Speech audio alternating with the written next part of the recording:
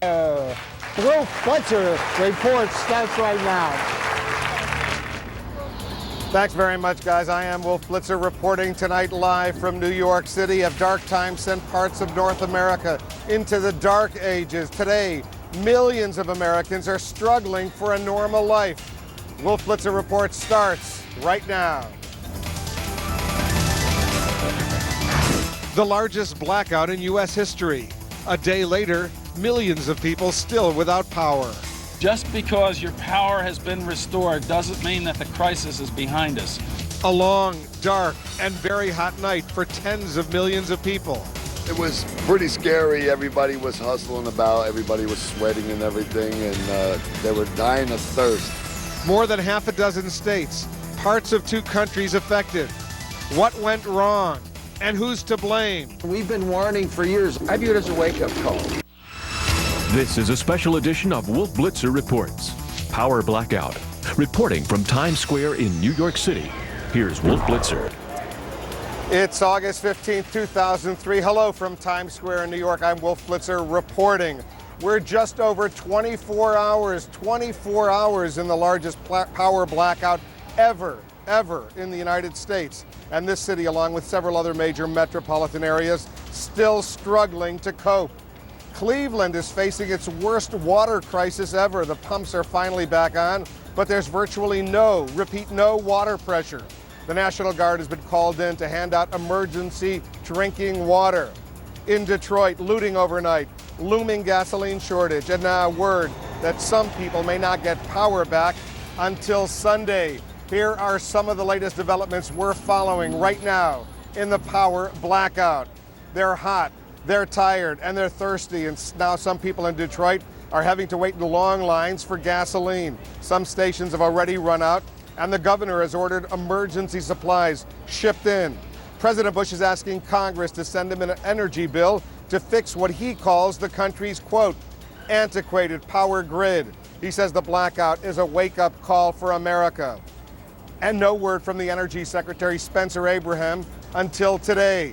Turns out he was in Europe on business. He returned today and released a statement urging people in affected areas to conserve energy. We have reporters standing by covering all aspects of this story.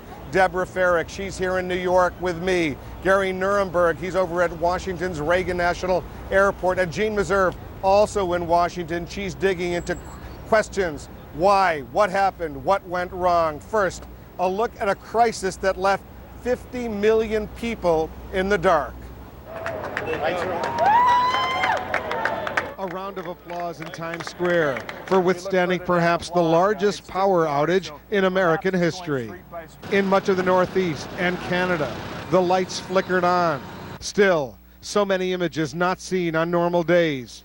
Street sleepers, people waiting in line for ice, struggling back to routines. I think once the lights go back on, the city's going to be fine. It's New York. It's what we do. A transit worker in Toronto delivering the bad news. There are no subways, there are no buses, there are no streetcars, there is nothing. Until further notice, we can't do nothing. If you want to use the phone, you have to go outside because there's no phones here. Unfortunately, we're all stuck together, so let's all be happy. Little things helped, like free sneakers given to people without transportation in New York. Those who could get around still struggled. This blackout covered an area that's home to some 50 million people. More than 10 million people in New York State alone were without power at some point. In city after city, officials could not give an exact timetable for full restoration. We're hearing it could be up anywhere from late tonight to the latter part of the weekend. Municipalities cope with one problem after another, spawned by the massive crisis.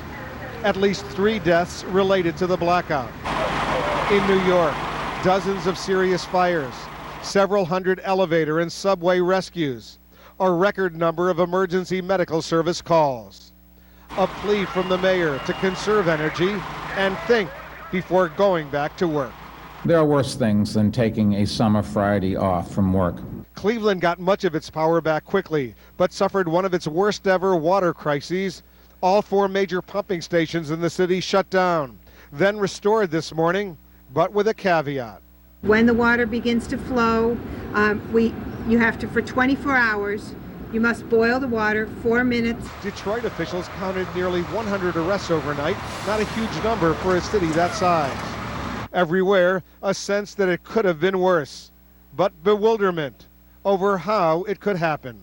We have to have answers to this. It's 2003. We are an energy-dependent society. And here are some of the dramatic images showing the scope of the blackout. This is what the northeast United States and southeast Canada look like on a normal night.